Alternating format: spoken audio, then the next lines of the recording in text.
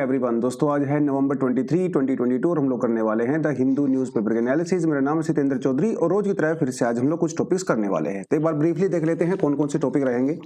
तो पहला जो टॉपिक रहेगा वो सुप्रीम कोर्ट ने बेसिकली चीफ इलेक्शन कमिश्नर या इलेक्शन कमिश्नर के टेन्योर के बारे में एक बहुत ही जबरदस्त ऑब्जर्वेशन भी किया है और एक बहुत बढ़िया यहाँ पे एक बेसिकली कंसर्न है सुप्रीम कोर्ट के जजेस का। ये क्या है इसके बारे में हम लोग बात करेंगे। हालांकि ये पहले इसके बारे में थोड़ा सा मैं आपको बता चुका हूं कि जो हमारे इलेक्शन कमिश्नर हैं उनके इंडिपेंडेंस के ऊपर किस तरह के डाउट खड़े हो गए हैं। बट सुप्रीम कोर्ट ने एक बहुत अच्छा ऑब्जर्वेशन दिया है, उसके बारे में बात करेंगे जीएस पेपर 2 से। उसके अलावा पीस कीपिंग फोर्सेज और एनसीसी नेशनल कैडेट कोर आपको अच्छे से पता होगा, इसके बारे में बात करेंगे।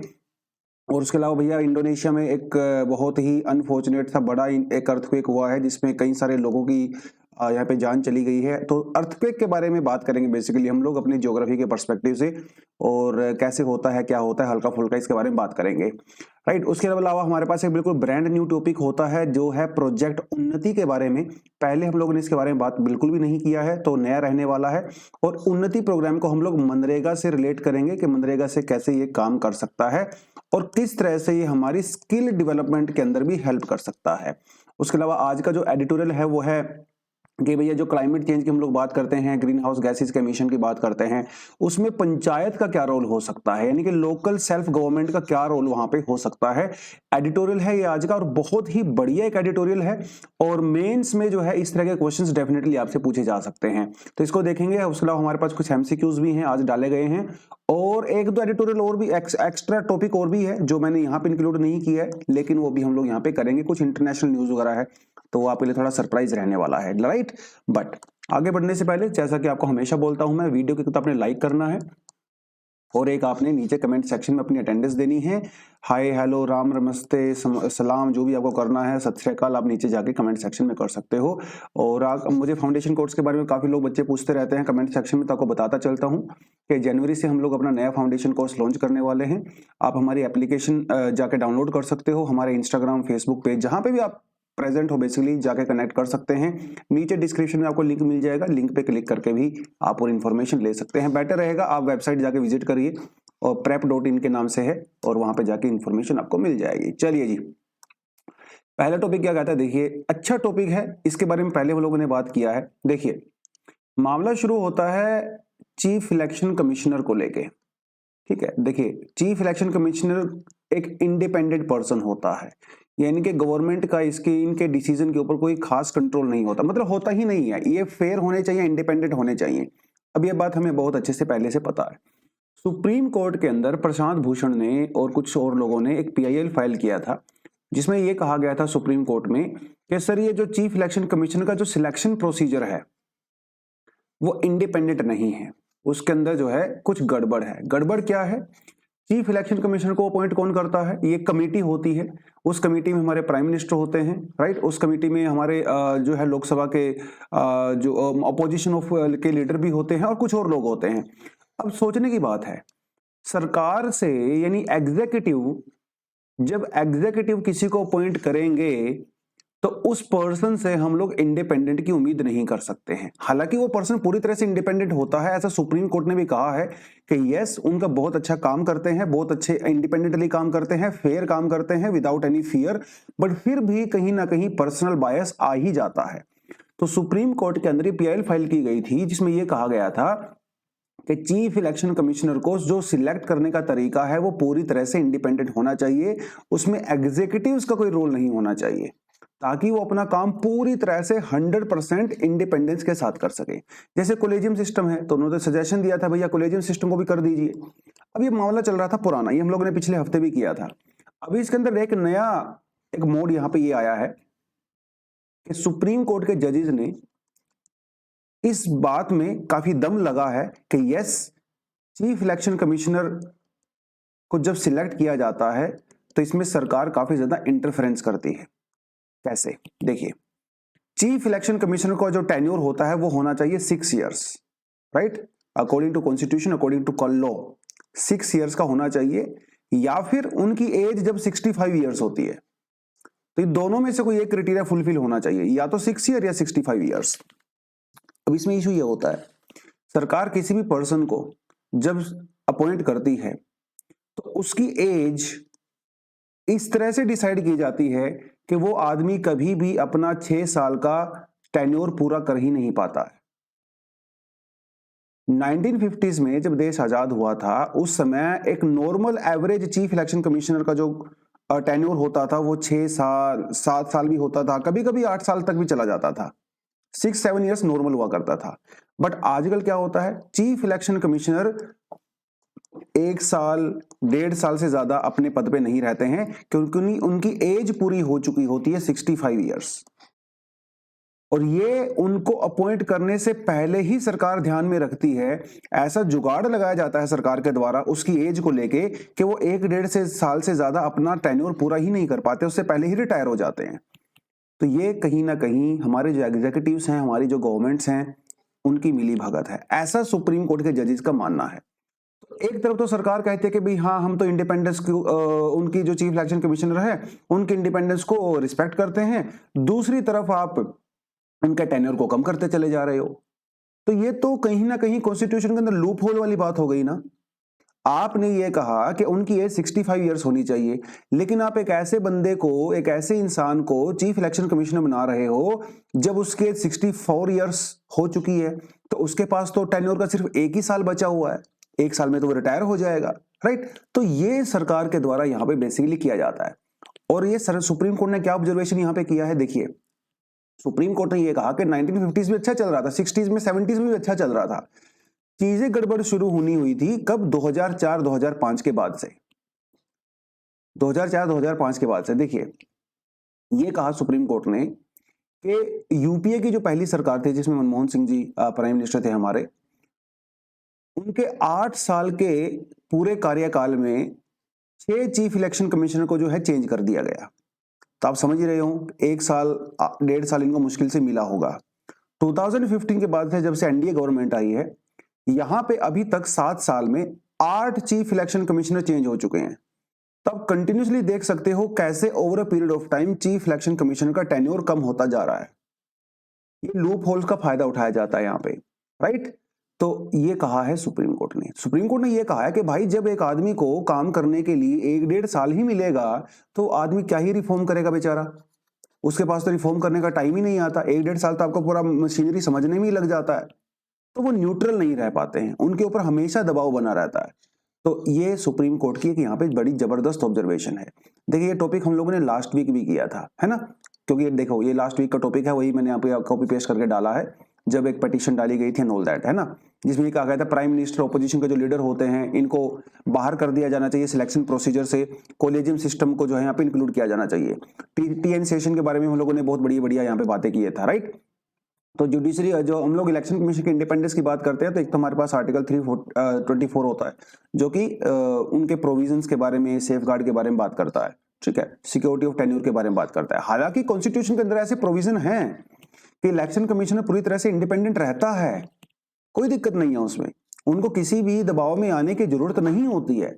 लेकिन भैया जब आपको अपॉइंट ही इस तरीके से किया जाता है कि आपको लगभग 1-1.5 साल से ज्यादा मिलता नहीं काम करने के लिए, तो आप क्या ही रिफॉर्म करोगे यार। देखिए चीफ इलेक्शन कमीशन को रिमूव करना इतना आसान नहीं है। चीफ इलेक्शन कमिश्नर को रिमूव करने का प्रोसीजर वही होता है जो कि सुप्रीम कोर्ट के जज का होता है, जैसे उनको राइट रिमूव किया जाता है, तो काफी डिफिकल्ट प्रोसीजर होता है, स्पेशल मेजोरिटी आपको चाहिए, वो सारी चीजें। बट फिर भी लूप होल्स, कानून बनाने वाला ही लूप होल का फायदा उठा के जो है कानून का मिसयूज करते हैं, इसका इससे बढ़िया एग्जांपल आप नहीं देख सकते हो, राइट। चलिए तो आज यहीं से 2 क्वेश्चन हमारे पॉलिटी के आते हैं। अच्छे क्वेश्चन है, क्वेश्चन की क्वालिटी बढ़िया है, तो थोड़ा सा इसको ध्यान से पढ़ें, ठीक है, और नीचे कमेंट सेक्शन में अपने आंसर दें जरूर। और ये इलेक्शन कमिश्नर के बारे में ही है, बढ़िया क्वेश्चन की क्वालिटी मुझे लगी तो इसलिए मैंने सोचा यहाँ पे डाल देता हूँ। दिमाग लगेगा लेकिन कमेंट सेक्शन में सबने बताना है, गलत हो सही हो डजंट मैटर, जो आपकी एग्जिस्टिंग नॉलेज है उसके बेसिस पे करें, फिर कल आपको इसको मैं सही आंसर बताऊंगा, ठीक है जी। चलिए बच्चों आगे बढ़ते हैं। Rajnath proposes role of the women in the UN peacekeeping. तो देखिए हमारे डिफेंस मिनिस्टर हैं, तो इंडिया एशियन का मतलब होता है association of south east Asian Nations. तो इनके डिफेंस मिनिस्टर्स की मीटिंग चल रही है, तो उस मीटिंग में राजनाथ सिंह जी ने 2 बहुत जबरदस्त प्रपोजल दिए हैं। पहला प्रपोजल ये कहता है कि जो United nation peace keeping operations होते हैं उसमें वीमेन के रोल को इंक्रीज कर दिया जाए। आपको बताता चलूं, दुनिया में इंडिया पहला एक ऐसा कंट्री है जिसने यूएन पीस कीपिंग फोर्सेज में वीमेन को भेजा था, वीमेन सोल्जर्स को भेजा था, राइट। दूसरा इनिशिएटिव ये कहता है कि मरीन प्लास्टिक पोल्यूशन की जो समस्या बढ़ती चली जा रही है उसको रिड्यूस करने की यहाँ पे रिक्वायरमेंट है। ऐसा कहा जाता है एस्टिमेट्स के द्वारा कि 2050 तक हमारे ओशंस के अंदर there would be more plastic than the marine organisms. Plastic ज्यादा हो जाएंगे भैया, मरीन ऑर्गेनिजम्स कम हो जाएंगे एज पर वॉल्यूम। तो ये एक बहुत ही इंपॉर्टेंट यहाँ पे उन्होंने बोला है। दूसरी बात एक और इन्होंने ये कही है राजनाथ सिंह जी ने कि जो जैसे नेशनल कैडेट कोर है, जैसे इंडिया में जो एनसीसी होता है ना, बहुत काम करता है। एनसीसी जैसे हमारे जो इंडियन बीच हैं उनको साफ सफाई करने का काम हो गया, प्लास्टिक पोल्यूशन को लेके अवेयरनेस फैलाने का जो काम हो गया है ना, कोस्टल कम्युनिटीज को बेटर करने का जो काम हो गया, वो सब एनसीसी ने इंडिया में बहुत अच्छे तरीके से किया है। इंडिया में जो एनसीसी है, तो राजनाथ सिंह जी ने ये कहा है कि एशियन कंट्रीज के अंदर भी एनसीसी के बराबर की अगर कोई ऑर्गेनाइजेशन है, अगर कोई अरेंजमेंट है, तो हम दोनों एक साथ मिलके काम कर सकते हैं, ठीक है, और अपने प्रोसीजर को आगे बढ़ा सकते हैं। एनसीसी क्या होता है उसके लिए छोटा सा कंटेंट आपको डाल दिया मैंने। देखिए एनसीसी आपने भी स्कूल में ज्वाइन किया होगा, कॉलेज में ज्वाइन किया होगा एनसीसी, है ना। तो ये हमारे इंडियन आर्म्ड फोर्सेस का एक यूथ विंग होता है, ठीक है, स्कूल और कॉलेज में ये किया जाता है, ठीक है, और ये वॉलंटरी बेसिस पे होता है, कोई मैंडेटरी नहीं होता है, ठीक है, और ये ट्राई सर्विस ऑर्गेनाइजेशन इसको जो है कंसिडर किया जाता है। तो बेसिक मिलिट्री ट्रेनिंग दी जाती है यहाँ पे, स्मॉल आर्म्स, स्मॉल ड्रिल्स वगैरह। अगर आपने एनसीसी किया है किसी स्टूडेंट ने तो नीचे कमेंट सेक्शन में जरूर बताएं, ठीक है। तो ये देखिए लिखा है कि the officers and the cadets have no liability for active military service once they complete their courses. तो कोर्स करने के बाद आपको कोई लायबिलिटी नहीं है एक्टिव मिलिट्री फोर्सेस के लिए, ठीक है। और तो ये किया जाता है यूनिटी और डिसिप्लिन, यूनिटी एंड डिसिप्लिन, ये इसका मोटो होता है एनसीसी का। और ये जो डायरेक्टर जनरल होते हैं, ठीक है, 3 रैंक स्टार होता है भैया, ये उनको हेड करते हैं। तो एनसीसी इंडिया में बहुत जबरदस्त काम करता है, और एशियन कंट्री में भी अगर एनसीसी के बराबर कोई ऑर्गेनाइजेशन है तो वो हम लोग मिलके एक साथ काम कर सकते हैं। यूएन पीस कीपिंग फोर्सेस को लेके हम लोगों ने पहले काफी अच्छे से डिटेल में बात किया है। तो जैसे मान लो अगर अफ्रीकन कंट्री का किसी एग्जांपल, जैसे सूडान का आप एग्जांपल ले सकते हो, ठीक है। तो सूडान में काफी ज्यादा एथनिक क्राइसिस चलते हैं वहां पे, तो 2 ग्रुप आपस में लड़ते रहते हैं बहुत सालों तक। जब दोनों ग्रुप को ये लगता है कि यार कोई सोल्यूशन तो निकल नहीं रहा है, तो क्या कर सकते हैं, यूनाइटेड नेशन को अप्रोच कर सकते हैं, यूनाइटेड नेशन को। तो यूनाइटेड नेशन को जब अप्रोच किया जाता है तो यूनाइटेड नेशन की पीस कीपिंग फोर्सेज वहां पे जाती हैं। देखिए यूनाइटेड कीपिंग की ये जो पीस कीपिंग फोर्सेज होती हैं, इसमें दोनों तीनों पार्टी को सहमति होनी चाहिए, जबरदस्ती वहां पीस कीपिंग फोर्सेज नहीं जा सकती हैं। तो ये वहां पे भेजी जाती हैं। इंडिया, पाकिस्तान, बांग्लादेश, इंडोनेशिया, ये काफी ज्यादा कंट्रीब्यूट करती हैं पीस कीपिंग फोर्सेज के अंदर। तो थोड़े समय पहले न्यूज में था, क्योंकि हमारे 2 बीएसएफ के जवान थे, वो कोंगो में गए हुए थे पीस कीपिंग फोर्सेज के लिए, तो वहां पे कुछ क्लैश वगैरह हो गए, उनकी डेथ हो गई थी। तब से जो है ये थोड़ा सा इशू यहाँ पे क्रिएट हो गया था। तो इन्हें ब्लू हेलमेट फोर्स भी कहा जाता है, जो पीस कीपिंग फोर्सेज होती हैं। आज से नहीं, बहुत पहले से शुरुआत हो गई थी इनकी। 1948 में जो है मिशन भेजे गए थे सबसे पहले, फिर उसके बाद बहुत सारे मिशन भेजे गए हैं। इंडिया ने काफी ज्यादा कंट्रीब्यूट यहाँ पे करता है। ये पुराना टॉपिक है, तो नया टॉपिक नहीं है बिल्कुल भी। और जो यूनाइटेड नेशन के पीस कीपिंग फोर्सेज होते हैं, या किसी भी एक पार्टी को का सपोर्ट नहीं करते हैं, बिल्कुल पूरी तरह से न्यूट्रल होते हैं, ठीक है। दोनों तीनों पार्टी जितनी इन्वॉल्व होती हैं सबके साथ बराबर का ही यहाँ पे काम करते हैं। इंडिया की भी हिस्ट्री काफी पुरानी है पीस कीपिंग फोर्सेज की। 1950s में कोरिया में सबसे पहले हम लोगों ने पार्टिसिपेट किया था यूनेस्को, उसके बाद साइप्रस, मिडल ईस्ट, कोंगो, ठीक है, वहां पे हम लोगों ने इसको किया है। और इंडिया ने बहुत जबरदस्त काम किया है। फर्स्ट 2007 में हम लोगों ने ऑल वीमेन कंटीजेंट भी वहां पे भेजा था, तो ये भी आप क्लियरली यहाँ पे देख सकते हो। और इंडिया को basically United Nation medal of honour भी दिया गया है। और ये थोड़े समय पहले इसलिए न्यूज में था क्योंकि इंडिया ने डिमांड किया था कि भैया जो यूनाइटेड नेशन का जो हेडक्वार्टर है, ठीक है, और वहां पे जो है पीस कीपिंग फोर्सेज में जो लोग शहीद हो गए हैं, जिनकी डेथ हो गई है, उनके नाम वहां पे लिखे जाएं एक एज अ ऑनर, रिस्पेक्ट के तौर पे। तो इसलिए जो है थोड़ा यही न्यूज में था। बाकी आप कंटेंट मैंने आपको अच्छा खासा डाल दिया है, आप इसको थोड़ा बहुत अपने हिसाब से पढ़ सकते हैं। चलिए जी बच्चों, नेक्स्ट हमारे पास जो टॉपिक आता है, कहता है skill training of MNREGA workers lags, centre blames it on the states. देखिए सरकार चाहती है कि लोग मनरेगा के ऊपर हमेशा डिपेंडेंट ना रहें, ठीक है। सरकार ये चाहती है कि ये लोग, क्योंकि देखिए मनरेगा में बेनिफिट किसको मिलता है, जो अनस्किल्ड होते हैं, ठीक है, जिनके पास कोई स्किल नहीं होता है। तो सरकार चाहती है कि इन लोगों में से कुछ लोगों को एक स्किल सिखाया जाए, कोई भी स्किल हो सकता है। अगर कोई महिला है तो मान लो उसको जो है सिलाई सिखा दिया, कढ़ाई सिखा दिया, एम्ब्रॉयडरी सिखा दिया, या कोई और छोटा मोटा स्किल हो सकता है ना। जैसे कोई अगर आदमी यूजली जो अगर मान लो मेल हैं तो उसको कोई और काम सिखा दिया आपने, कोई मशीन वगैरह ठीक करने का, इलेक्ट्रीशियन का काम सिखा दिया, कुछ ना कुछ, मतलब वैसे तो जेंडर न्यूट्रल है, but anyways it was just an example. तो इस सरकार चाहती है कि ये लोग इस तरह कुछ स्किल सीखें और उसके बाद जो है अपने इंडिपेंडेंटली काम करें, मनरेगा के ऊपर हमेशा डिपेंडेंट ना रहें। सरकार ये चाहती है। तो उसके लिए सरकार ने जो है एक प्रोजेक्ट चलाया था जिसे कहा जाता है प्रोजेक्ट उन्नति। देखिए, उन्नति का मतलब क्या होता है? ग्रोथ के मतलब मनरेगा से आगे आपको अपनी ग्रोथ करनी है, आप मनरेगा के ऊपर पूरी तरह से डिपेंडेंट ना रहिए। तो इससे एक मतलब it was launched when it was launched in 2020 में इसको लॉन्च किया गया था स्किल को अपग्रेड करने के लिए। सरकार ने शुरू में ये अंदाजा लगाया था कि हम लोग 2 लाख लोगों को रोजगार देंगे, और इसमें स्टेट गवर्नमेंट का भी पार्टिसिपेट किया जाना था, क्योंकि देखिए जो बेनिफिशियरी होती हैं वो तो स्टेट गवर्नमेंट ही फाइंड आउट करती है, राइट। अब हुआ ये 2 लाख लोगों की बजाय अभी तक सिर्फ 25,000 लोगों को ही इसमें स्किल दिया गया है। तो भैया बहुत फर्क है, कहां 2 लाख कहां 25,000, है ना। तो इसके लिए तो इसका मतलब तो ये हुआ कि भैया प्रोजेक्ट उन्नति फेल हो गया। यस, ये बिल्कुल फेल हो गया है। तो गवर्नमेंट ने इसके ऊपर स्टेट गवर्नमेंट को जो है वो जिम्मेदार ठहराया है कि तुम्हारी वजह से फेल हुआ है। तो पहली बात तो सरकार ने क्या किया, उन्नति प्रोजेक्ट को 2 साल के लिए आगे एक्सटेंड कर दिया। दूसरी बात, स्टेट गवर्नमेंट को यह साफ साफ बोल दिया गया है कि अगर आप इस प्रोजेक्ट को सीरियसली नहीं लोगे तो आपको मनरेगा की फंडिंग नहीं मिलेगी, बात खत्म। क्योंकि सरकार काफी सीरियस है स्किल अपग्रेडेशन के लिए। तो एक तो वो जो है पूरा मामला बनता है। अब ये कैसे डिसाइड होगा? देखिए, मनरेगा के अंदर एक हाउस होल्ड को 100 दिन का काम दिया जाता है, 100 डेज का काम दिया जाता है, जो कि अनस्किल्ड वर्कर्स होते हैं। अगर किसी फैमिली में से कोई आदमी अगर साल में से 100 दिन अगर मनरेगा में काम करता है, इसका मतलब तो ये हुआ कि वो पूरी तरह से मनरेगा के ऊपर डिपेंडेंट है, उसके पास मनरेगा के अलावा कोई और एम्प्लॉयमेंट का साधन नहीं है।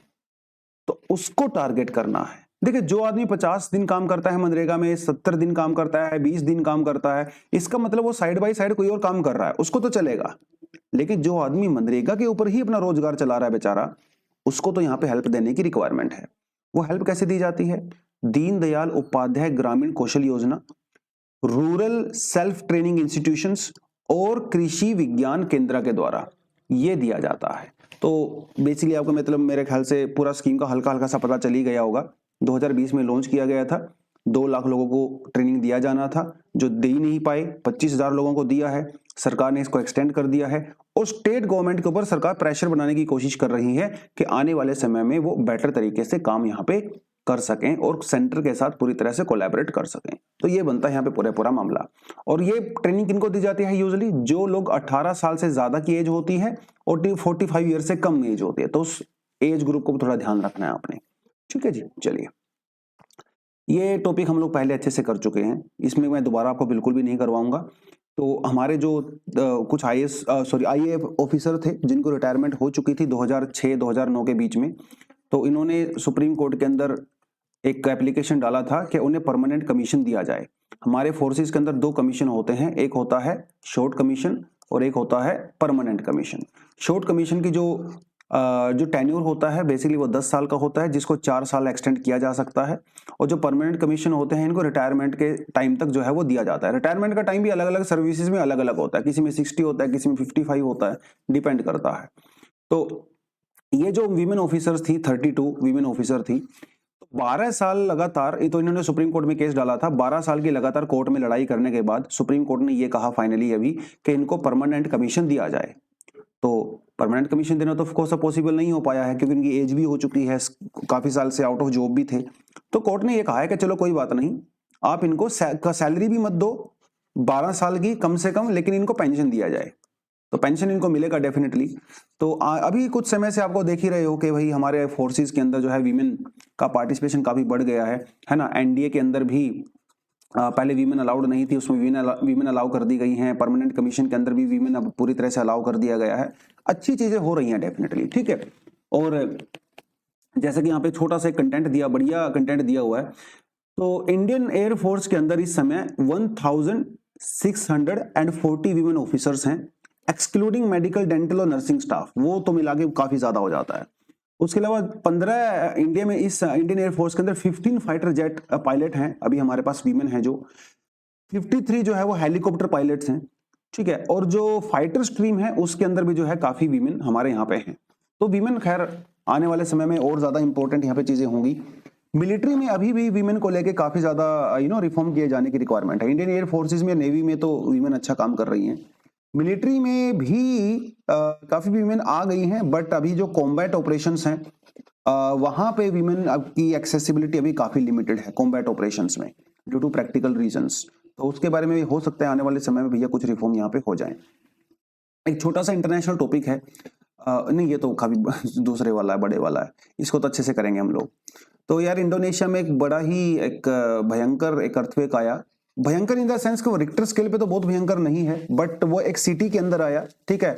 जियांजब उस सिटी का नाम है, और यहाँ पे आप क्लियरली देख सकते हो जकार्ता आइलैंड के ऊपर पड़ता है ये, जिसकी में वहाँ पे जो है अराउंड 300 लोगों की अभी डेथ हो की रिपोर्ट आ चुकी है, और हो सकता है और भी आए। और जिस समय अर्थक्वेक आया तो बहुत सारे लोग तो बच्चे स्कूल में ही थे, और बच्चों की काफ़ी डेथ हुई है, वैसे 200 प्लस जो है शायद वहाँ पे बच्चों की डेथ हुई है अनफॉर्चुनेटली।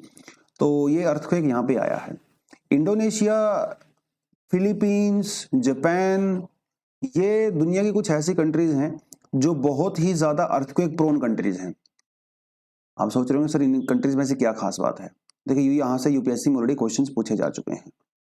ये जो आपको ये जो नजर आ रहा है ना, ये वाला पूरा एरिया, देखिए ये वाला जो पूरा एरिया आपके एनसीईआरटी में भी दिया हुआ है, इसे कहा जाता है पैसिफिक रिंग ऑफ फायर, क्योंकि बीच में पैसिफिक ओशन है, रिंग ऑफ फायर इसको कहा जाता है, क्योंकि दुनिया के 70% अर्थक्वेक और वोल्केनिक इरप्शंस इसी एरिया में होते हैं, जो आपके डार्क रेड कलर का नजर आ रहा है। उसके अलावा फिर बाकी थोड़ा ये आप हिमालय वाला रीजन आप यहाँ पे देख सकते हो, ठीक है। तो ये कंटिन्यूटी है हिमालय वाली पूरी इस बेल्ट में, मेडिटेरेनियन एंड ऑल दैट।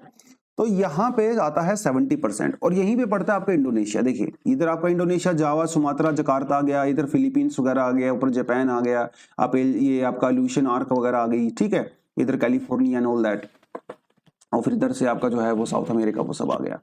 इस बेल्ट में सबसे ज्यादा अर्थक्वेक क्यों आते हैं, उसके पीछे रीजन क्या है? उसके पीछे रीजन होता है प्लेट्स के बीच में जो इंटरेक्शन होता है। आप इस पूरी पैसिफिक ओशन के अंदर, यहाँ देखिए हमारे यहाँ पे अलग अलग बेल्ट हैं, ठीक है। जैसे नीचे आप देखोगे तो यहाँ पे आपका आ गया इंडो ऑस्ट्रेलियन बेल्ट, ठीक है, इंडिया ऑस्ट्रिया जो ऑस्ट्रेलिया की बेल्ट का पार्ट है। ऊपर यहाँ पे चले गए आपके पास आ गया यूरेशियन बेल्ट, है ना। इधर बीच में आपका आ गया पैसिफिक बेल्ट, इधर आ गया आपका नॉर्थ अमेरिकन बेल्ट, और नीचे आ गया आपका south American belt. South American belt में फिर आपके यहाँ पे छोटी छोटी नाज़का प्लेट, कोकोस प्लेट, वो सब आ गया। ये लिथोस्फेरिक प्लेट होती हैं बेसिकली, और ये फ्लोट करती रहती हैं। तो ये लिथोस्फेरिक प्लेट जो है आपस में इंटरेक्शन करती हैं। तो ये जो आपको रिंग ऑफ ये फायर नजर आ रहा है ना, यहाँ पे कन्वर्जेंट प्लेट बाउंड्री है, यानी कि एक प्लेट जो है वो दूसरी प्लेट के अंदर में जा रही है।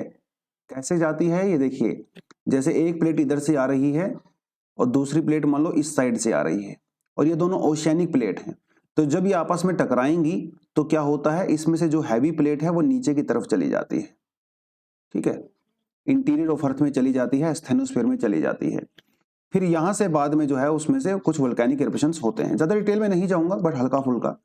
तो ये जब इतनी बड़े लेवल पे इंटरेक्शन होता है तो डेफिनेटली यहां से एनर्जी रिलीज होती है ना, और वो जब एनर्जी रिलीज होती है उसको ही कहा जाता है अर्थक्वेक। अर्थक्वेक दोस्तों कुछ नहीं होता, अर्थक्वेक सिर्फ एक एनर्जी रिलीज होती है, और जब एनर्जी रिलीज होती है तो शेकिंग होती है, और उस शेकिंग को ही हम लोग अर्थक्वेक कहते हैं, ठीक है। तो ये थोड़ा सा आपको पता होना चाहिए। तो भैया ये जो इंडोनेशिया वगैरह है आप देख रहे हो, ये हमारा आता है कहाँ पे, कन्वर्जेंट प्लेट बाउंड्री पे। कौन सी कन्वर्जेंट प्लेट बाउंड्री है यहाँ पे, एक तरफ इंडो ऑस्ट्रेलियन प्लेट है और दूसरी तरफ यूरेशियन प्लेट है। तो Indo Australian plate Eurasian plate के नीचे जा रही है, सबडक्ट कर रही है, ठीक है, जिसकी वजह से यहाँ पे अर्थक्वेक आते हैं। हालांकि यहाँ पे एक छोटी सी प्लेट और है जिसे सुंडा प्लेट कहते हैं, एक यहाँ पे छोटी प्लेट फिलीपींस प्लेट भी है, ये छोटी छोटी प्लेट है, तो ये प्लेट बेसिकली प्लेट के नीचे जा रही है और इसकी वजह से यहाँ पे अर्थक्वेक आता है। जब हिमालयन रीजन के अंदर अर्थक्वेक आता है, अभी पाकिस्तान में अर्थक्वेक आया था, अब दिल्ली में भी आया था लास्ट वीक, तो जब हिमालयन रीजन में अर्थक्वेक आता है तो यहाँ पे भी Indo Australian plate Eurasian plate के नीचे सबडक्ट हो रही है, और एक प्लेट जब दूसरी प्लेट के नीचे जाती है तो एनर्जी रिलीज होती है, जिसकी वजह से अर्थक्वेक आता है। तो ये होता है पूरा अर्थक्वेक का पूरा खेल। थोड़ा टॉपिक आगे छोटा सा एक और ले लेते हैं। Erdogan signals ground operation into Syria soon, US Russia seek restraint. देखिए ये जो यहाँ पे चलता है ना मिडिल ईस्ट के अंदर, कौन सा ग्रुप कहाँ है, कौन किसको सपोर्ट करता है, कौन किसको अपोज करता है, कहाँ पे क्या ऑपरेशन चल रहे हैं, इतना ज्यादा आपको एग्जाम के पर्सपेक्टिव से नहीं पता होना चाहिए। छोटी छोटी सी चीजें बस आपको पता होनी चाहिए कि अच्छा मोटे मोटे तौर पे क्या है क्या नहीं है एंड ऑल दैट। कुर्द के बारे में हम लोग पहले अच्छे से खासी बात कर चुके हैं, ठीक है। कुर्द ये जो आप यहाँ पे क्लियरली देख रहे हो, तो इधर आपका ईरान आ गया, ये आ गया इराक, इधर आपका आ जाता है सीरिया, इधर आपका आ जाता है टर्की, ठीक है, ऊपर आर्मेनिया एंड ऑल दैट। तो ये जो ग्रे कलर से कि आपको थोड़ा टेरिटरी नजर आ रही है, यहाँ पे कुर्द लोग रहते हैं, कुर्द, ठीक है। और देखिए आप देख सकते हो कुछ कुर्द टर्की में हैं, कुछ सीरिया में हैं, इराक में, ईरान में, थोड़े बहुत आर्मेनिया में भी हैं।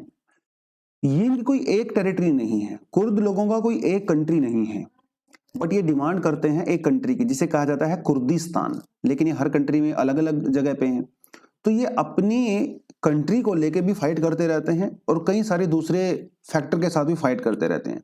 जैसे अगर आप सीरिया में बात करते हो आईसिस, तो जब आईसिस था वहां पे तो उन्होंने कुर्दिश लोगों के खिलाफ काफी ज्यादा यहाँ पे जीनोसाइड किया था, तो कुर्दिश लोग जो है देवर फाइटिंग अगेंस्ट आईसिस।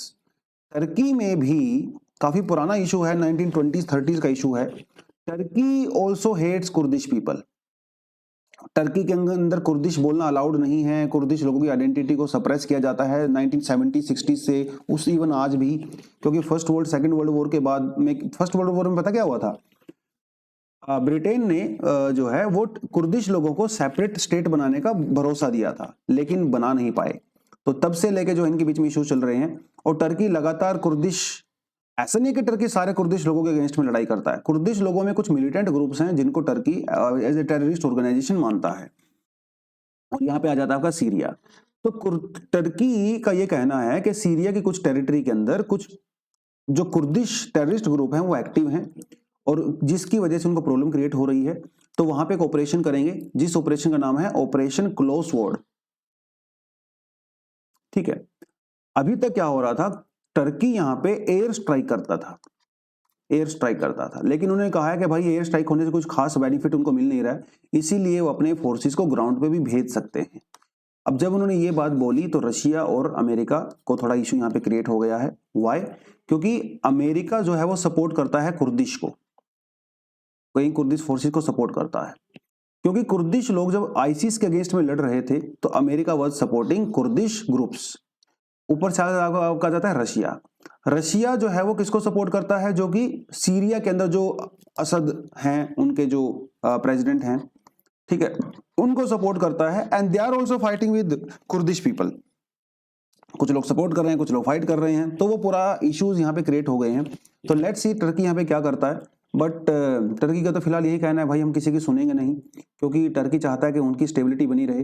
टर्की का ये मानना है कि जब तक कुर्दिश लोग अगर उनकी कंट्री का, एक्चुअली ये हुआ ना 2 हफ्ते पहले बेसिकली टर्की में अंकारा में एक बॉम्ब ब्लास्ट हुआ था जिसमें कुछ लोगों की डेथ हो गई थी, एक टेररिस्ट अटैक था वो, और टर्की उसको जो है कुर्दिश फोर्सेस को ब्लेम करता है।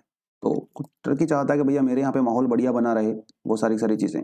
अब देखते हैं यहाँ पे आगे क्या होगा नहीं होगा, वो इंटरेस्टिंग रहेगा देखना। थोड़ा आगे बढ़ते हैं आज का tutorial. Think local climate action, think Meenangadi. तो ये केस स्टडी है बेसिकली, ये केस स्टडी है एक गांव के बारे में जिसका नाम है मीनागढ़ी। बताऊंगा आपको इसके बारे में क्या है पूरा मामला। तो जब हम लोग क्लाइमेट चेंज की बात करते हैं, किसी तरह की पॉलिसी की बात करते हैं, तो पॉलिसी जो है वो एक अप्रोच होती है जिसे बोलते हैं टॉप डाउन अप्रोच, और एक अप्रोच होती है जिसे बोलते हैं बॉटम्स अप अप्रोच, ठीक है, बॉटम्स अप अप्रोच। तो टॉप डाउन अप्रोच में क्या होता है, मोस्टली जो डिसीजन है वो टॉप गवर्नमेंट के द्वारा लिए जाते हैं और उनका बेनिफिट जो है वो धीरे धीरे सोसाइटी में निचले लेवल पे आ जाता है। बॉटम्स अप अप्रोच का मतलब ये होता है कि इनिशिएटिव नीचे से लिए जाते हैं और धीरे धीरे उनका बेनिफिट जो है वो पूरी कंट्री में नजर आता है, सेंट्रल लेवल तक नजर आता है। अब ये जब हम लोग बात करते हैं डिसेंट्रलाइजेशन की, डिसेंट्रलाइजेशन वाली जो अप्रोच होती है वो होती है बॉटम्स अप अप्रोच, यानी कि हमारी जो पंचायत हैं, लोकल सेल्फ गवर्नमेंट्स हैं, लोकल गवर्नमेंट्स हैं, उनसे शुरुआत होगी और धीरे धीरे उसका बेनिफिट जो है ऊपर तक जाएगा। इसे कहते हैं बॉटम्स अप अप्रोच। तो क्लाइमेट चेंज की जब हम लोग बात करते हैं तो क्लाइमेट चेंज की वजह से सबसे ज्यादा जो इम्पैक्ट होता है वो किसके ऊपर होता है? वो तो भैया आम आदमी के ऊपर होता है ना, जो गांव में रहने वाले लोग हैं उनके ऊपर होता है।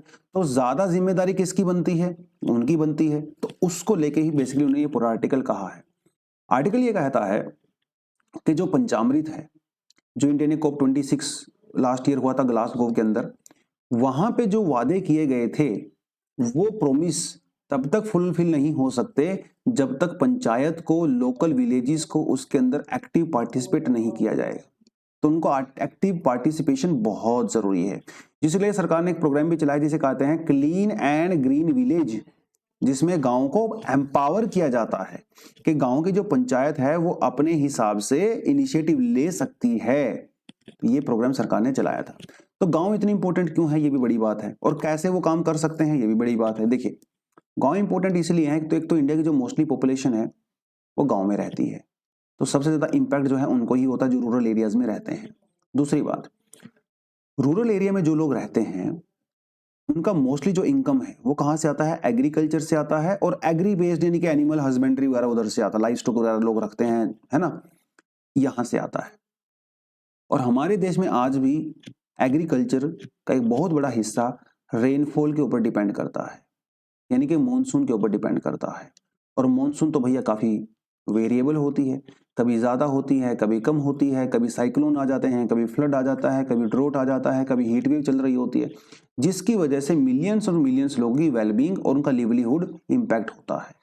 तो जब इंपैक्ट वो लोग होते हैं तो इनिशिएटिव तो वहीं से लिया जाना चाहिए। तो सरकार चाहती है कि विलेजेस को ऐसा बनाया जाए कि वो क्लाइमेट चेंज के नेगेटिव इंपैक्ट के हिसाब से अपने आप को अडॉप्ट कर सकें और उनके ऊपर क्लाइमेट चेंज का इंपैक्ट कम से कम हो सके। रेजिलिएंट कम्युनिटीज बनाई जाएं ताकि नेगेटिव इंपैक्ट से वो लड़ सकें। तो इसके लिए डिसेंट्रलाइजेशन सबसे इंपॉर्टेंट प्रोसीजर होता है। तो give power to villages, basically है कि गिव पावर टू विलेजेस। अब यहाँ पे इन्होंने बहुत जबरदस्त एक अच्छा केस स्टडी दिया है, आप अपने एग्जाम वगैरह में एग्जाम्पल में इसको डाल सकते हो। ये बेसिकली एक ग्राम पंचायत है, मीनागढ़ी नाम है इसका, और ये आपको पड़ती है केरला के वेनाड डिस्ट्रिक्ट के अंदर पड़ती है। तो इन्होंने 2016 में ग्राम पंचायत ने डिसाइड किया था कि वो अपने गांव को कार्बन न्यूट्रल मीनागढ़ी बनाएंगे। कार्बन न्यूट्रल तो आप समझती हो ना? हाँ, तो मतलब जितना CO2 आप रिलीज करोगे उतना ही CO2 आप जो है रिमूव करोगे एटमॉस्फेयर से, उसे कार्बन न्यूट्रल कहा जाता है। तो ये उन्होंने डिसाइड किया, ग्राम पंचायत में बड़े बड़े लोग आपस में मिले बैठे, उन्होंने कहा भी क्या किया जाए क्या नहीं किया जाए। तो उन्होंने कहा कि सबसे पहले क्या करेंगे हम लोग, ये आइडेंटिफाई करेंगे हमारे गांव में कौन कौन सी चीजें ऐसी हैं, एक्टिविटी ऐसी हैं जिससे ग्रीन हाउस गैसेस रिलीज होती हैं। इन्वेंट्री बोलते हैं उसको, ग्रीन हाउस गैसेस इन्वेंट्री। तो पहले तो भैया आप इन्वेंट्री को आइडेंटिफाई कीजिए, ठीक है। आइडेंटिफाई करने के बाद कैंपेन चलाएंगे, कुछ ट्रेनिंग वगैरह करनी है, क्लासेस वगैरह तो वो चलाएंगे, और फिर कुछ डिटेल में स्टडी किया जाएगा कि क्या किया जाए। फिर क्या करेंगे, सोशो इकोनॉमिक सर्वे करेंगे और एनर्जी यूज मैपिंग करेंगे, मतलब कौन से सोर्सेज से कितनी एनर्जी ली जा रही है। जैसे हो सकता है गांव में कुछ लोग खाना वाना बनाने के लिए लकड़ी का यूज करते होंगे, जंगल वंगल की, हो सकता है भाई कुछ लोग कोल का यूज करते हो सकता है कुछ लोग कैरोसिन का यूज करते हो सकता है कुछ लोगों के घर में गैस के सिलेंडर भी हों। तो एक एनर्जी यूज मैपिंग की जाएगी और सोशो इकोनॉमिक सर्वे किया जाएगा, मतलब कितने लोग वहां पे गरीब हैं, किसकी कितनी कैपेसिटी है, कितने मिडिल क्लास हैं, कितने अमीर लोग हैं, हर किसी का रोल वहां पे फिक्स किया जाएगा। ये बड़ी बात। दूसरी बड़ी बात यह किया इन्होंने कि ट्री बैंकिंग, एक नया इनिशिएटिव इन्होंने लिया। ट्री बैंकिंग में क्या होता है कि जो लोग प्लांटेशन करते हैं उनको इंटरेस्ट फ्री लोन दिया जाता है, ठीक है, प्लांटेशन वगैरह करने के लिए या कुछ ग्रीन हाउस गैस को एमिशन को कम करने के लिए एक्टिविटी वगैरह वो लोग करते हैं। और इंटरेस्टिंगली जब ये इनिशिएटिव लिया गया तो गांव में 1,58,000 नए पेड़ पौधे लगाए गए। और ये सिर्फ लगाए नहीं जाते हैं, इन पेड़ पौधों को जियो टैग भी किया जाता है और उनकी प्रॉपर तरीके से मॉनिटरिंग भी की जाती है। तो ये देखिए प्रोग्राम कब चलाया गया था, 2016 में। अभी कितना हो गया, 2022, 6 साल हो गए हैं। मजेदार बात यह है कि इन पेड़ पौधों में से 90% से प्लस सर्वाइवल रेट है, मतलब काफी ज्यादा पेड़ पौधे ने यहाँ पे सर्वाइव किया है। हालांकि क्या वो गांव कार्बन न्यूट्रल बना कि नहीं बना, इसमें तो स्टडी किया जाना भी बाकी है, बट स्टिल जो इनिशिएटिव लिया गया है वो बहुत जबरदस्त है। ठीक है, तो ये मीनागढ़ी के एग्जाम्पल आपको केस स्टडी याद होनी चाहिए, एग्जाम्पल में आप आराम से एग्जाम में डाल सकते हो। लेकिन क्या है, मीनागढ़ी गांव इंडिया में सिर्फ ऐसा एक ही गांव है जहां पे इस तरह के इनिशिएटिव लिए गए हैं? ऐसा नहीं है, बहुत सारे एग्जाम्पल और भी हैं। जैसे जम्मू कश्मीर के अंदर एक गांव है पल्ली पंचायत, उन्होंने भी ऐसा ही किया है, फॉसिल फ्यूल के कंजम्पशन को कम किया है, अपने गांव में एक सोलर पावर प्लांट भी लगाया है जिससे 340 घरों को बिजली मिलती है। तो ये भी एक आप एग्जाम्पल दे सकते हो, पल्ली ग्राम वाला। दूसरी बात, कुछ और छोटे छोटे गांव इन्होंने, जैसे सीचेवाल गांव है, ओडाथुरई गांव है, पंचायत है तमिलनाडु में, तिक्कर केवड़ी ग्राम पंचायत है महाराष्ट्र के अंदर। तो these are also some of the initiative जो आप एग्जाम्पल में डाल सकते हो। बट मीनागढ़ी जो है आज का वो प्राइम केस स्टडी है, तो अच्छा एग्जाम्पल है और अच्छा टॉपिक भी है। अगर आप जो है थोड़ा कुछ यहाँ से लिखना चाहते हो तो डेफिनेटली जो है आप एक क्वेश्चन भी यहाँ पे लिख सकते हो। देखिए मैं आपको क्वेश्चन अपने हिसाब से लिखवा देता हूँ, आपके पास टाइम हो तो आप इसका आंसर जरूर लिखें। ठीक है, चलिए लिख लेते हैं क्वेश्चन। क्वेश्चन ये कहता है, विद एग्जाम्पल मैं इसलिए लिख रहा हूं क्योंकि आपको केस स्टडी यहां पे डाल सकते हो। ठीक है, with example discuss the significance of local villages slash panchayats to address the issue of climate change with respect to achieving the national goals under Panchamrit.